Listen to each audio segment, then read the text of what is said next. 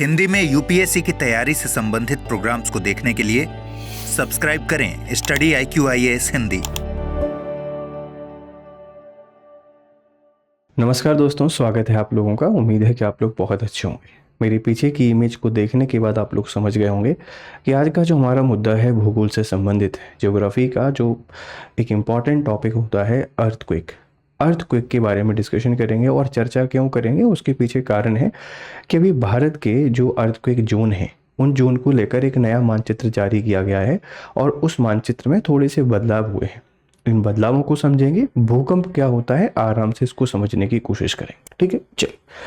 अब अगर मैं बहुत सिंपल भाषा में आपको सबसे पहले भूकंप को समझाने की कोशिश करूं, भूकंप क्या होता है तो उसके शाब्दिक अर्थ से आप इस तरीके से इसको समझ सकते हैं कि भूकंप दो शब्दों से मिलकर बना है। पहला आपको लिखा देता है भू और दूसरा शब्द हमको दिखाई देता है कंपन। ठीक, भू का मतलब बेटा यहाँ पर क्या होता है, धरती। ठीक है, धरती। और जो कंपन है इसका मतलब होता है हिलना, कि जब कभी हमारी पृथ्वी हिलती है तो पृथ्वी के इस हिलने की इस घटना को हम लोग क्या कह देते हैं, भूकंप कह देते हैं। इसके पीछे कारण कई सारे होते हैं, मतलब एक कारण नहीं होता, बहुत सारे कारण होते हैं, जिसको आप लोग ऐसे डिवाइड कर सकते हैं कि कुछ मैनमेड कारण होते हैं, कुछ नेचुरल होते हैं। नेचुरल कारण में जैसे आपने देखा होगा वॉल्केनो, जब भी वॉल्केनो आते हैं तो हमको भूकंप देखने को मिल ही जाते हैं। और इसके पीछे वजह क्या होती है, वजह की जब भी आप लोग देखेंगे तो बहुत बड़ी वजह ये होती है कि हमारी जो पृथ्वी है ये प्लेट्स में डिवाइड है। जब ये प्लेटें आपस में टकराती हैं, आपस एक दूसरे से दूर जाती हैं, इनमें बलन होते हैं, भ्रंशन होते हैं, उसके कारण पृथ्वी के नीचे होने वाली जो घटनाएं हैं, जिनको आप लोग विवर्तन की घटनाएं कहते हैं, टेक्टोनिक मूवमेंट कहते हैं, उनसे एनर्जी निकलती है, ऊर्जा निकलती है। और ये ऊर्जा जब हमको धरातल पर महसूस होती है, इस घटना को आप लोग भूकंप कहते हैं। अगर हम इसका एक छोटा सा डायग्राम बना के समझने की कोशिश करें, जैसे मान लेते हैं ये हमारी पृथ्वी है, ठीक, ये हमारी पृथ्वी है और ये पृथ्वी का एक नीचे वाला हिस्सा है। जैसे पृथ्वी को मेंटल, कोर और क्रस्ट इनमें आपने डिवाइड की हुई है। जैसे ये वाली जगह है, यहाँ पर दो प्लेटों के बीच में आपस में डाइवर्जेंस होता है, ये एक दूसरे से, या कन्वर्जेंस होता है, एक दूसरे से टकराती हैं और टकराने के कारण यहाँ से एनर्जी निकलती है और एनर्जी निकल के यहाँ पे हमको महसूस होती है। तो अब जिस जगह पर ये घटना घटित हुई है आप इसको बोल देते हैं सेंटर, या ये वाला सेंटर कहलाता है हाइपो सेंटर, आप इसी को हाइपो सेंटर कहते हैं।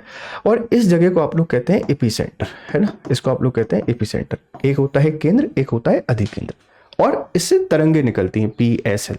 ये सब डिटेल में आप लोग इसमें पढ़ते हैं अर्थक्वेक वाले टॉपिक में। यहाँ हम लोग हाजिर क्यों हुए हैं, क्योंकि भारत के एक मैप में परिवर्तन किया गया है। मैप में परिवर्तन क्या किया गया है, एक नया जोन क्रिएट किया गया है जिसे जोन 6 नाम दिया गया है। और इसके अंतर्गत हमारा जो पूरा हिमालयन रीजन है, जम्मू कश्मीर से लेके अरुणाचल प्रदेश तक के इन सारे हिस्सों को कवर किया गया है। मतलब ये एक ऐसा क्षेत्र है जो अति संवेदनशील हो गया है अब हमारे भूकंप को लेकर। तो हमको यहाँ पर जो डेवलपमेंट करने हैं वो डेवलपमेंट ऐसे करने पड़ेंगे कि अर्थक्वेक रेजिस्टेंस हो, या सरकार को प्रयास करने चाहिए कि इन क्षेत्रों में वो गतिविधियों को रोकें जिसके कारण मानव जनित जो कारक हैं भूकंप को लाने के लिए वो कम हो। हालांकि कारण ये भी है कि जहाँ पर हमारा हिमालय है वहाँ यूरेशियन और एशियन प्लेट आपस में लॉक्ड हैं और पिछले 200 सालों से कोई बहुत बड़ी घटना यहाँ पर नहीं हुई है। लेकिन जब भी ये एक दूसरे से दूर जाएंगे या इनमें टक्कर बढ़ेगी तो यहाँ पर एक बहुत विनाशकारी भूकंप आ सकता है। इसीलिए हमको पहले से यहाँ पर सुरक्षा के मानकों पर काम करना पड़ेगा। तो भूकंप क्या होता है, इसका केंद्र क्या होता है, अधिकेंद्र क्या होता है, आपको क्लियर हो गया होगा। और इसकी जैसे जब आप लोग देखोगे तो सीस्मोलॉजी भूकंप विज्ञान है जिसमें भूकंप का अध्ययन करते हैं। सीस्मोग्राफ, यहाँ पे हम लोग भूकंपीय तरंगों का मापन करते हैं या भूकंप आ रहा है। और एक आप लोग पढ़ते हैं रिएक्टर स्केल, जिससे तीव्रता का अध्ययन किया जाता है। अब मैप में क्या बदलाव हुए हैं जरा आप इसको देखिए। ठीक है, जैसे हमारा ये पहले एक मैप आपको देखने को मिलता था, ये ओल्ड मैप है, ये प्राचीन मैप है। और इस ओल्ड मैप में आप लोग देखेंगे कि हमारा जो भारत है इसको हमने 1, 2, 3 और 4 जोन में डिवाइड किया है। जैसे भूकंपीय क्षेत्रों की जब भी आपसे कोई बात करेगा तो भूकंपीय क्षेत्रों के आधार पर जो भारत है, इस भारत को 4 जोनों में डिवाइड किया गया था। ये जो कलर है, कलर जिस तरीके से डार्क हो रहा है वैसे ही रिस्क बढ़ती जा रही है। जैसे जोन 5 हुआ करता था और इस जोन 5 को हम लोग जानते थे वेरी हाई रिस्क, सबसे अधिक जो नुकसान होता था यही होता था। और लगभग आप लोग यहाँ पर कह सकते हैं कि रिएक्टर इस केस पर जो 9 तीव्रता या इससे अधिक तीव्रता के भूकंप हमको देखने को मिलते थे। और ये कलर यहाँ पर ये आपको दिखाई दे रहा है, ये उत्तर वाला, उत्तर पूर्वी, और ये भुज वाला क्षेत्र, ये 5 जोन में था। फिर जोन 4 की हम लोग बात करते थे हाई रिस्क जोन, जहां 8 तीव्रता का भूकंप हमको देखने को मिलता था। जो येलो लाइन आपको दिखाई दे रही है, येलो क्षेत्र, ये जो क्षेत्र दिखाई दे रहा है ये जोन 4 के अंतर्गत आता था, ध्यान रखना। फिर हमको जोन 3, ये बिल्कुल लाइट येलो कलर दिखाई देगा, ये मॉडरेट रिस्क होता था, जहां 7 तीव्रता के आसपास का भूकंप हमको देखने को मिलता था। मतलब जो रिएक्टर स्केल है इस पे 7 तीव्रता का भूकंप आता था। और ये जो येलो लाइट आपको दिखाई दे रही है, वेस्टर्न घाट, ईस्टर्न घाट, हमारा ये पूरा आइलैंड वाला हिस्सा आप लोग देखेंगे, और इधर ये रेगिस्तान वाला हिस्सा, फिर ये जो कुछ हमारा नॉर्थ प्लेन वाला हिस्सा है, इसमें हमको भूकंप देखने को मिल जाता था, जिसको आप लोग कहते थे जोन 3।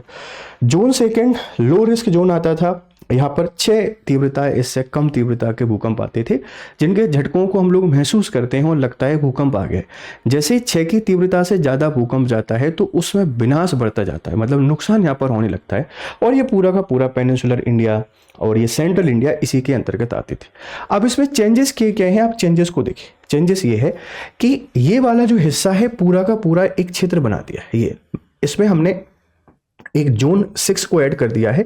पहले भारत को जहां 4 भूकंपीय क्षेत्रों में डिवाइड किया गया था, अगर हम इसमें चेंजेस को देखें तो पहले यहाँ पर 4 भूकंपीय क्षेत्र हुआ करते थे, अब इनको 5 कर दिया है।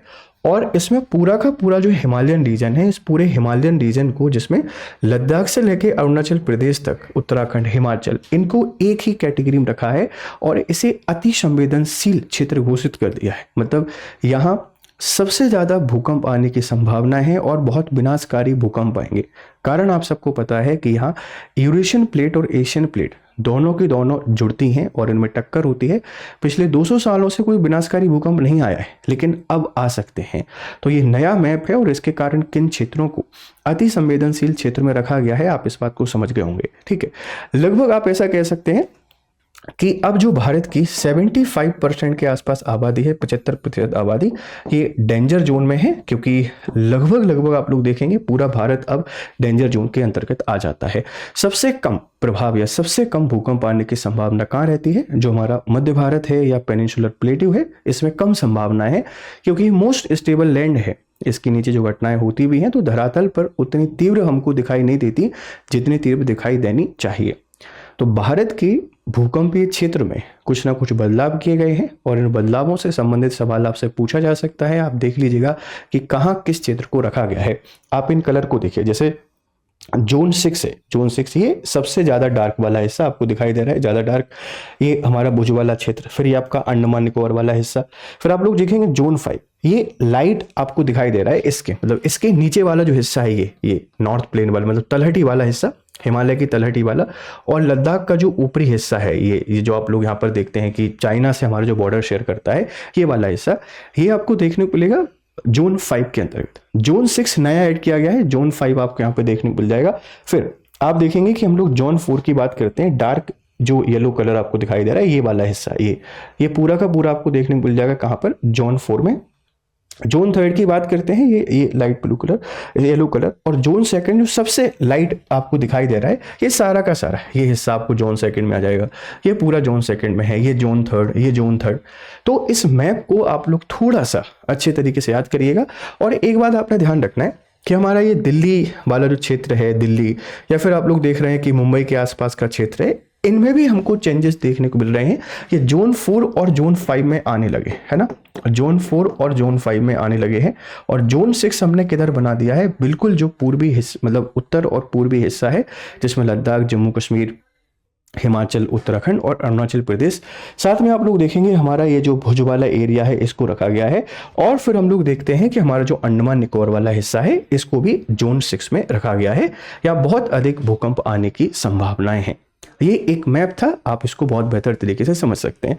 अगर हम पूरी दुनिया की बात करें तो पूरी दुनिया में आपको इस तरीके से देखने को मिलेंगे कि जो हमारी रिंग ऑफ फायर है, मतलब जहाँ पर दो प्लेटें आपस में टकरा रही हैं, चाहे भले वो स्थलीय और जलीय प्लेट हो, जहाँ ये टकराएंगी या जहाँ पर आपको न्यू फोल्डेड माउंटेन देखने को मिलेंगे, वहाँ बहुत ज़्यादा भूकंप आते हैं। जैसे जैसे ring of fire Pacific ocean की, अटलांटिक ओशन, ये बहुत प्रोन है भूकंप को लेकर, और इस तरह की कुछ एक्टिविटी आपको देखने को मिलती है ना।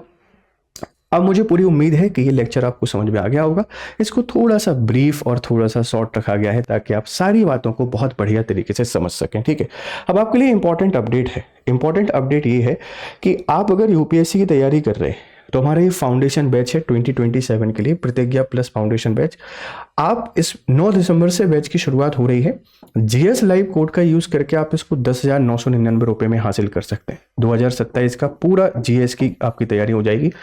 2028 के लिए जो बैच है 29,999 रुपए मिल रहा है जीएस लाइव कोड के थ्रू, और बेहतर तरीके से आप अपनी प्रिपरेशन कर सकते हैं। 9 दिसंबर शाम 6 बजे से इन बैचेस की शुरुआत हो रही है। आप मुझसे जुड़ सकते हैं। ये मेरे सोशल मीडिया हैंडल है, टेलीग्राम और इंस्टाग्राम। अगर आपको लेक्चर पसंद आया है तो आप इसके बारे में आपकी फीडबैक हमको जरूर दें। Thank you very much for discussion. Have a nice time. Good day.